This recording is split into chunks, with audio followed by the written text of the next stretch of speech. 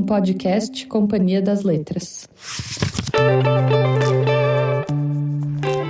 O autorretrato de Leonora Carrington é um de seus quadros mais famosos.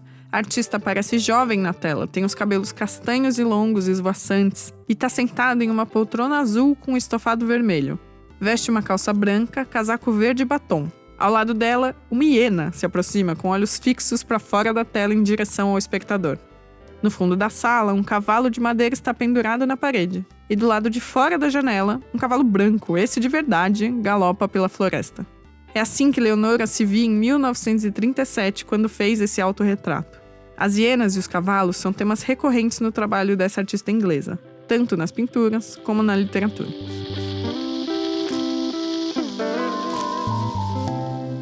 E A Debutante conta a história de uma menina, de uma moça que é obrigada a debutar, a ser apresentada à sociedade, mas ela não quer nada disso. Essa é Micheline Verunsky, escritora que vai nos acompanhar no episódio de hoje. Vencedora do Prêmio Jabuti com O Som do Rugido da Onça, publicado pela companhia, Micheline é uma leitora apaixonada pelas narradoras que a gente vai conhecer aqui. Acontece que todos os dias ela vai visitar no zoológico uma hiena, uma pequena hiena. E ela acaba entrando num acordo com essa hiena de que vai levar a hiena para casa, a hiena vai tomar o lugar dela na festa e coisas vão acontecer.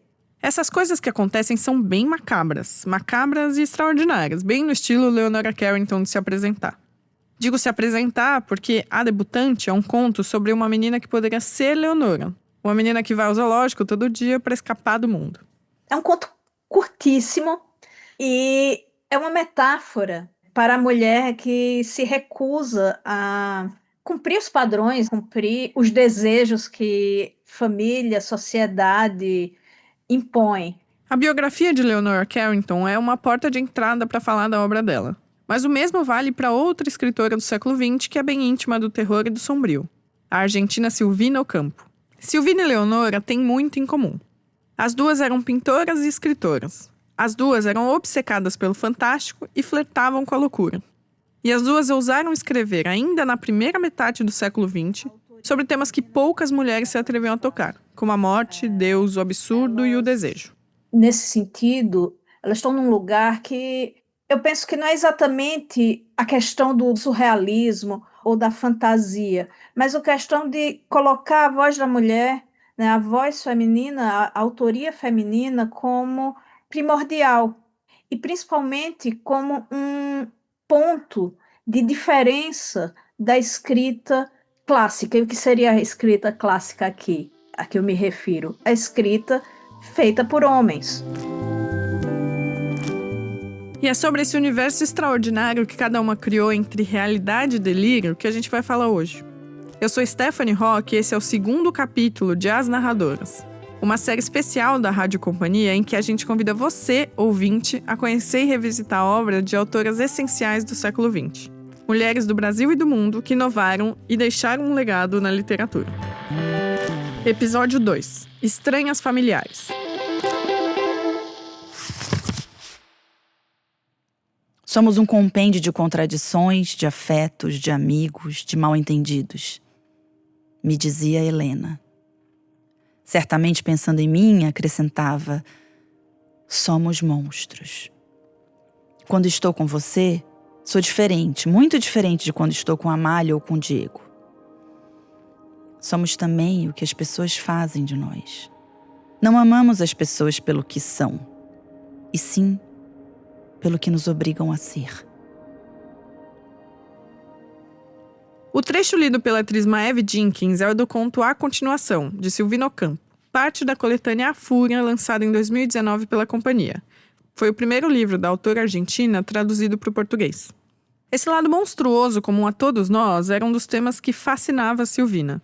No conto, uma escritora manda uma carta ao marido, mas logo a gente se vê num labirinto de vozes. A gente não sabe quem fala. É o homem? É a mulher? Bom, a monstruosidade aparece na relação de um casal que ama se odiar, ao mesmo tempo em que eles fervem de ciúmes. Meu amor adquiriu os sintomas de uma loucura. Tinha eu razão em me afligir porque você de fato me enganou? Essas coisas a gente descobre quando é tarde demais, quando deixamos de ser nós mesmas. Eu te amava como se você me pertencesse, sem me lembrar de que ninguém pertence a ninguém, de que possuir algo, qualquer coisa, é um sofrimento vão. Silvina Ocampo via a arte de escrever como misteriosa, mas estranhamente próxima. Os contos dela deixam uma sensação inquietante no leitor, como se aquilo que é narrado fosse familiar, mesmo sendo impossível. Ela própria era uma figura misteriosa. É como explica sua biógrafa e também escritora argentina Mariana Enríquez. Irmã de Victoria Ocampo, esposa de Adolfo Bioy Casares, amiga íntima de Borges, uma das mulheres mais ricas e extravagantes da Argentina, uma das escritoras mais talentosas e singulares da literatura em espanhol. Todos esses títulos não explicam Silvina, não a definem, não servem para entender o seu mistério. A grande questão não é se utiliza ou não a vida como ponto de partida, é como se utiliza. Nas duas, isso é utilizado para fabulação, para a construção de vozes e narrativas singulares que não são necessariamente ou não são nada autoficcionais. Porque, em certa medida, todo autor, quando ele está escrevendo a partir de si mesmo, das coisas que viu, viveu, sonhou, imaginou.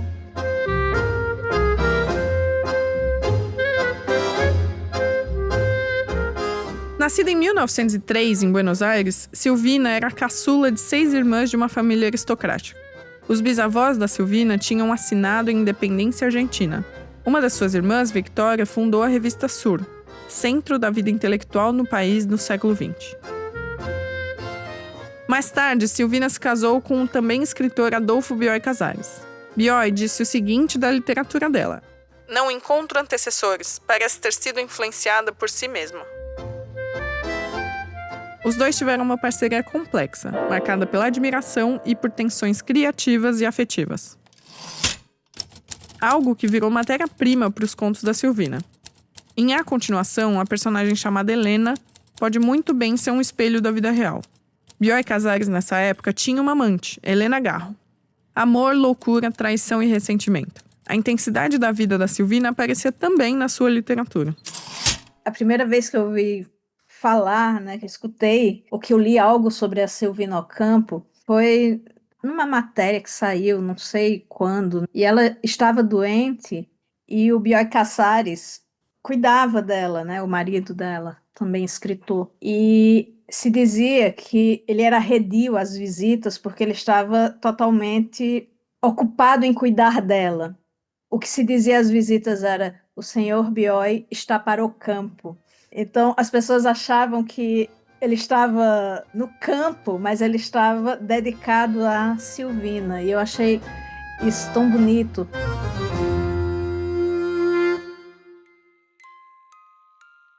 A infância também rendeu material para os contos fantásticos da Silvina.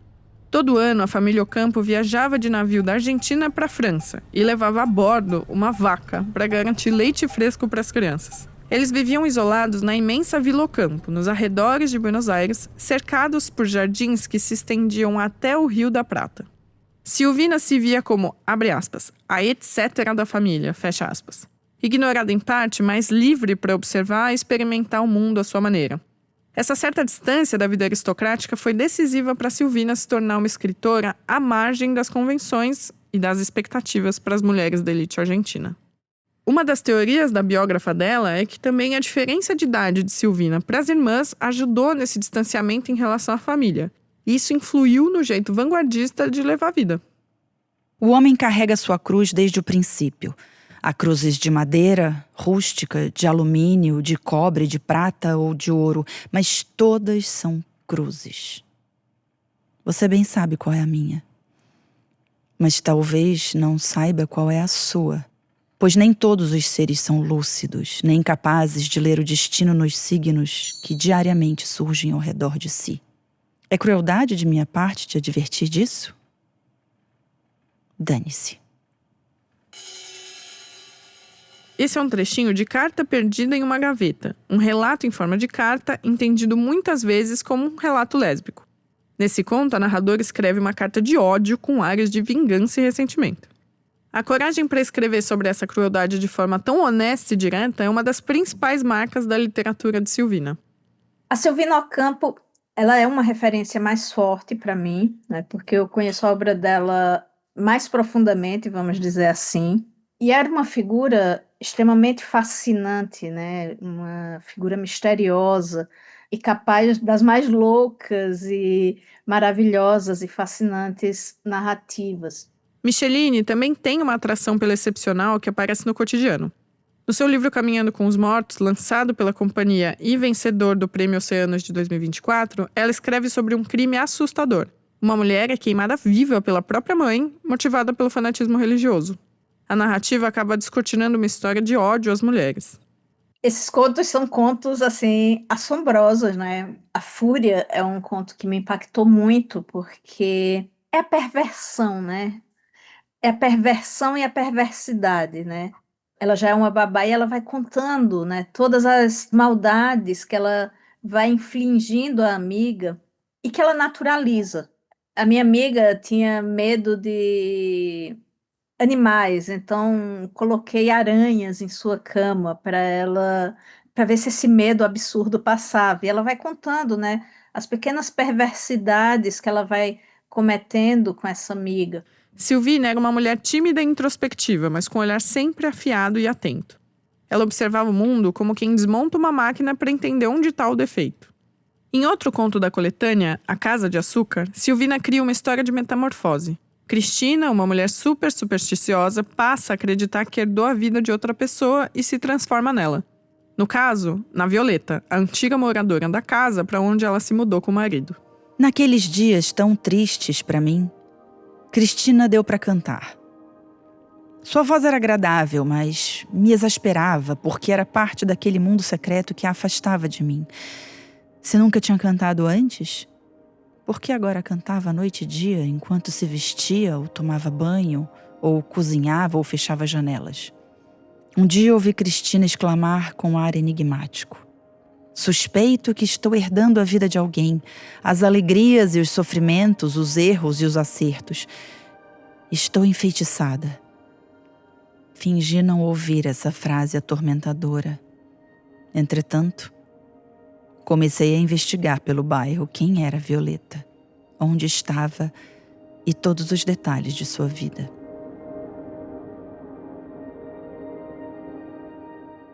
A obsessão pela transformação, pela passagem de uma identidade a outra, é um dos eixos mais fortes da literatura de Silvina. Tem um conto da Silvina, em A Fúria, que eu acho que é um dos contos preferidos da minha vida. Eu queria ter escrito esse conto, que é A Lebre Dourada. A Lebre Dourada é uma fábula que começa a partir de uma imagem, uma tapeçaria em que os cães de caça perseguem uma lebre. Então, você, leitor, é levado a acompanhar a caçada e todo o movimento da caçada, mas também você acaba se tornando parte dessa tapeçaria. É um dos meus contos exemplares. Ele tem uma ação contínua e uma grande beleza na escolha das palavras e da própria paisagem narrativa, né? Então, é muito menos pela história em si e muito mais por como ela coloca a escrita em ação, como isso se torna uma coisa irresistível. Eu posso ler um trechinho se você quiser. A lebre berrava: não corram tanto, não corram assim, estamos passeando. Mas nenhum deles a escutava porque sua voz era como a voz do vento. Os cachorros correram tanto que afinal caíram desfalecidos a ponto de morrer, com a língua de fora feito um trapo comprido e vermelho. A lebre, com sua doçura cintilante, aproximou-se deles, levando no focinho trevos úmidos que pôs sobre a testa de cada um dos cães. Eles voltaram a si. Quem colocou água fria em nossa testa? Perguntou o maior deles. E por que não nos deu de beber? Quem nos acariciou com os bigodes? Disse o menor. Achei que eram moscas. Quem nos lambeu a orelha? Interrogou o mais magro, tremendo. Quem salvou nossa vida? Bradou a lebre, olhando para todos os lados. Tem algo estranho aqui, disse o cão tigrado, mordendo com minúcia uma das patas. Então tudo acontece ao mesmo tempo, tudo se movimenta, as coisas são simultâneas e e muito belas, né? Essa imagem dessa lebre que lambe, que passa, que salva, e tudo ao mesmo tempo agora.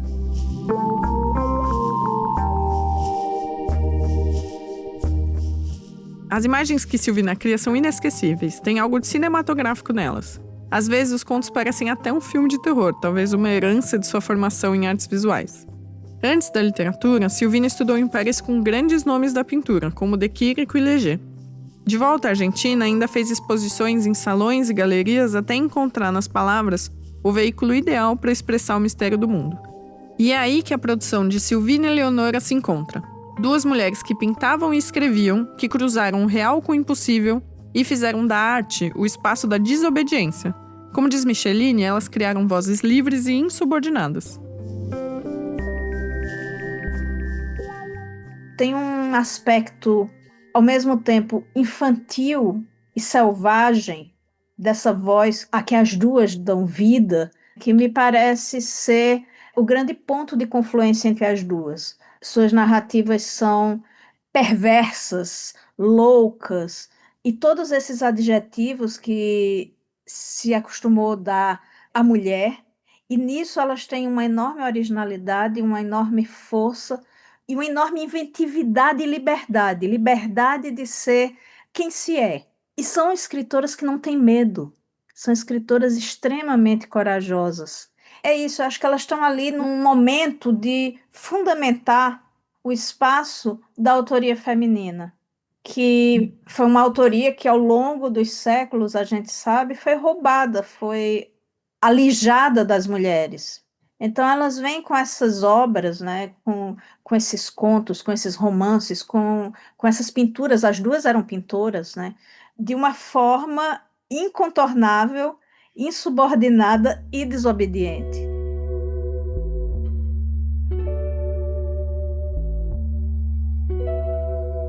A inglesa Leonora Carrington padecia do mesmo vício da Silvina Ocampo, mesmo a um oceano de distância, Silvina na América Latina e Leonora na Europa. As duas flertavam com o que era fora do comum e com o prazer de criar imagens. No caso de Leonora, ela foi figura central do surrealismo. As telas e esculturas dela estão nas coleções dos museus mais importantes do mundo, como o MoMA, em Nova York, e o Tate Modern, em Londres. São autoras fundamentais para a gente entender a autoria feminina no século XX, a força dessas pautas, vamos chamar assim, né? Porque elas são grandes narradoras, grandes fabuladoras, ambas, e elas têm um projeto literário consistente com suas posições de vida. A Leonora, feminista e uma autora antifascista, basicamente antifascista. Leonora nasceu na Inglaterra em uma família aristocrática. Desde cedo, ela se rebelou contra a educação rígida e o destino doméstico que sobrava para as mulheres. Na juventude, ela se aproximou dos surrealistas em Paris e viveu um relacionamento intenso com o pintor alemão Max Ernst, com quem compartilhou uma fase de experimentação artística. A Segunda Guerra Mundial separou Leonora de Max. Em 1940, depois da prisão dele pelos nazistas e o colapso da vida em Paris, Leonora sofreu uma crise nervosa e foi internada em um hospital psiquiátrico na Espanha. Passou por tratamentos brutais, como choques e injeção de drogas experimentais, que deixaram marcas na sua percepção de mundo. Da Leonora eu vou recomendar A Corneta, né, que é um romance, e é um romance incrível e que é traduzido para o português. Nós temos, ele está aí, né? Publicado originalmente em 1976, A Corneta foi traduzido para o português e lançado pela Companhia das Letras em 2023. E por que A Corneta? A Corneta, ele tem uma peculiaridade, a qual eu gosto muito, é que ele é narrado por uma velha senhora de 90, 92 anos, eu acho, surda. E essa narradora, ela tem uma liberdade, ela tem uma rebeldia que só me faz pensar na própria rebeldia da autora. O romance ele se passa numa espécie de asilo, né, um asilo muito estranho, e ele começa com essa narradora sendo totalmente roubada dos seus direitos. Ela é internada à revelia, e é uma coisa que aconteceu com a Leonora, né? Ela foi internada numa clínica psiquiátrica, né, na Espanha, com aval dos seus pais, com aval da embaixada britânica, num momento muito perigoso, né, de ascensão do fascismo. Então ela pega essa narradora idosa, e ela coloca nesse asilo, e esse asilo é o ponto de partida para uma mudança cósmica. Então há uma grande liberdade de fazer uma narrativa, de escrever uma narrativa como essa. Com referências que vão da mitologia celta ao tarô, Leonora criou um marco da literatura fantástica.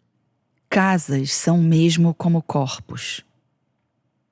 Nós nos conectamos com paredes, telhados e objetos, tanto quanto estamos ligados aos nossos fígados, esqueletos, carne e corrente sanguínea. Não sou nenhuma beldade, não preciso de espelho para me assegurar desse fato incontornável. A experiência no manicômio também aparece no livro Memórias de Abarro, em que ela mistura delírio e lucidez para narrar o episódio da internação. No caso da Silvina e da Leonora, eu acredito que é mais possível perceber de onde vêm essas inspirações, né? Porque, por exemplo, na corneta, né? Temos ali uma mulher colocada a contragosto numa instituição que é uma instituição em si doente, coisa que ela realmente passou. Na Silvina, o fato dela ser irmã mais nova e de ela ter a vida inteira se queixado de ser a irmã menor e de não ter exatamente uma voz, parece que ganha um lugar de, não sei se de revanche, né, nos seus escritos, mas eu acho que é tudo em favor da narrativa, em favor da ficção.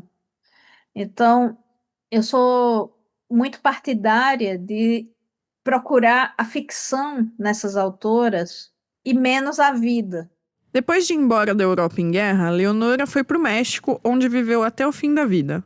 Lá, ela se conectou ainda mais com a cultura da magia. Elfos, feiticeiras, druidas, além dos animais que já habitavam a sua imaginação, como cavalos e hienas, se fizeram ainda mais presentes na obra dela. Tem uma citação da Leonora que eu acho bem bacana. Ela diz o seguinte: a ideia da musa é algo que nunca vou compreender bem. Baseia-se na divindade grega, mas eu entendo as musas como senhoras que se dedicam a coser meias ou a limpar a cozinha. Quem foi a musa de Dostoiévski? A sua epilepsia? Eu prefiro que me tratem pelo que eu sou, uma artista.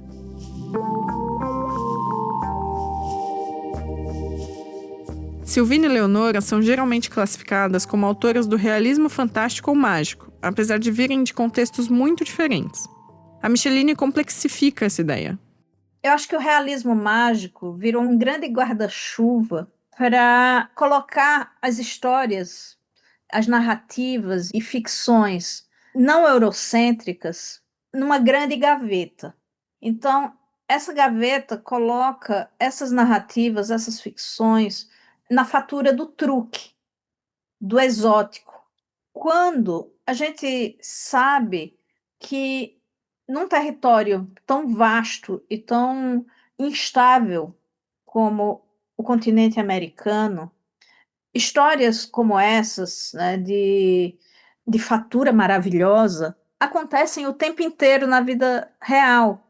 Primeiro porque somos formados na diferença, somos sociedades heterogêneas, nas quais convivem não só várias cosmovisões, mas várias vivências do que é real, várias vivências do próprio entendimento do tempo e do que é sonho e do que é vida, que colocar isso na fatura da mágica, do truque, me parece muito pequeno, muito redutor.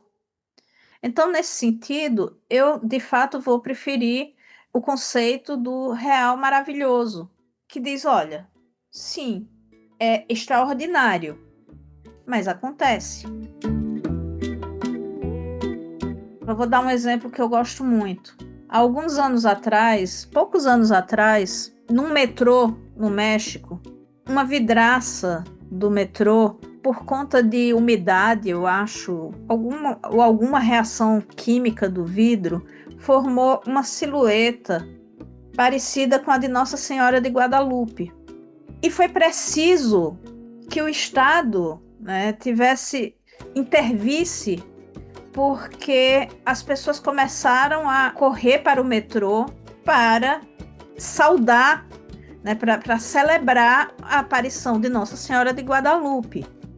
Isso não é mágico, isso é maravilhoso e é real, porque são coisas que acontecem, que o povo acredita, que tem um fascínio, né, muito próprio.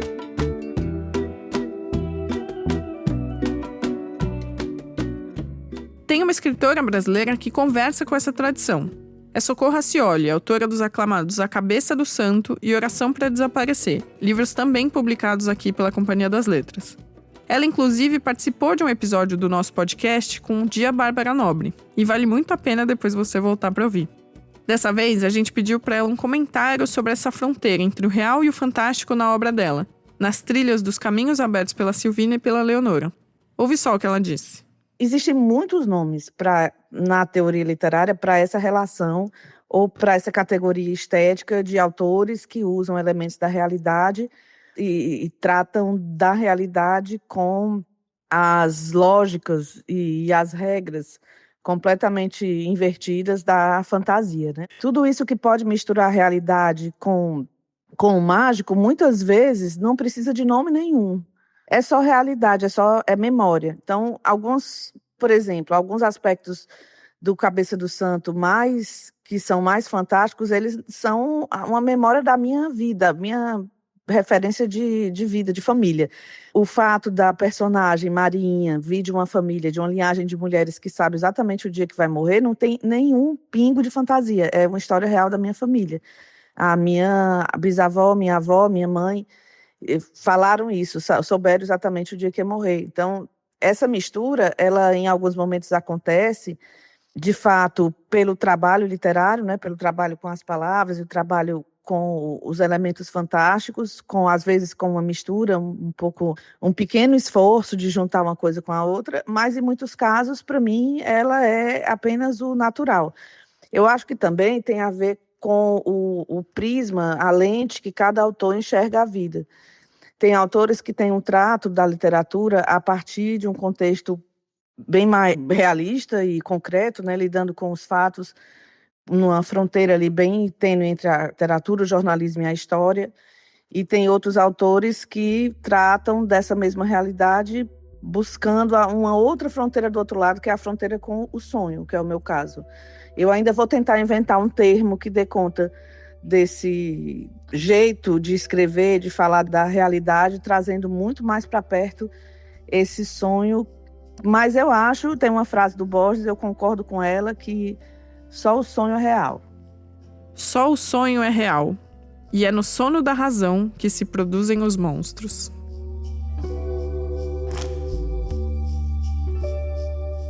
Bom, voltando para Silvina e Leonora, pioneiras dessa exploração do inconsciente, a gente perguntou para a Micheline se ela acha justo essas autoras serem chamadas de clássicas.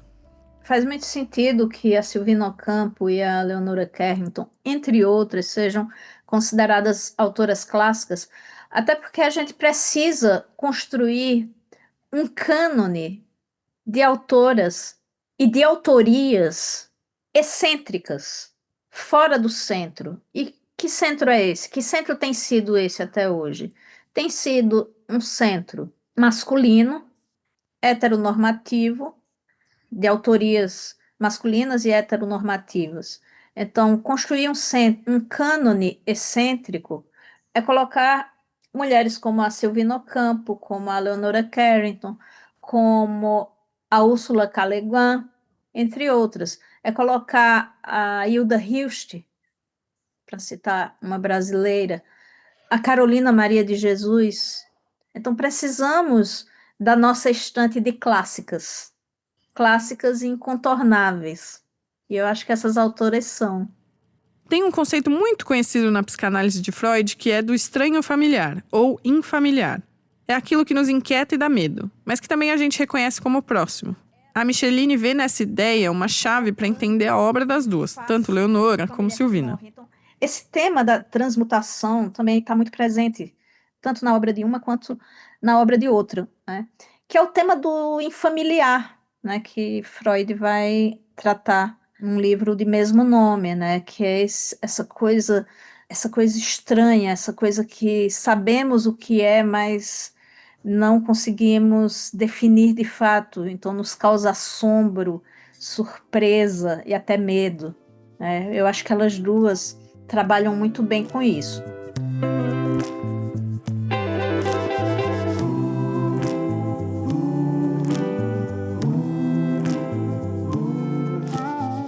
No estranho universo de Leonora Carrington e Silvina Ocampo tem um pouco de loucura, delírio, monstruosidade, requintes de crueldade e, claro, amor, como nos sonhos e na vida. Narrativas tão comuns quanto extraordinárias. São autoras desobedientes. Silvina Ocampo e Leonora Carrington foram artistas que desafiaram o que se esperava das mulheres de seu tempo e viraram clássicas. E agora, para fechar, eu tenho um presente de fim de ano para você, ouvinte fiel da Rádio Companhia. Até o dia 17 de dezembro tem cupom de desconto de 10% na Amazon. O cupom RÁDIO10 vale para os livros das 14 narradoras que são o tema dessa série. É só usar o cupom RÁDIO10 na hora de comprar. No próximo episódio de As Narradoras, a gente sai do universo do espanto e do fantástico e vai pro prosaico. E fala de Gwendolyn Brooks e Alba de Céspedes, para quem a rua, a casa, o trabalho, a escrita, tudo vira matéria narrativa. E lembrando, todos os livros e autoras citadas neste episódio estão listados aqui na descrição. Eu sou Stephanie Roque, essa é a Rádio Companhia. Reportagem e roteiro de Duda Kunert. Edição, mixagem e trilha de Pedro Pastoriz. Direção e produção da Trovão Mídia.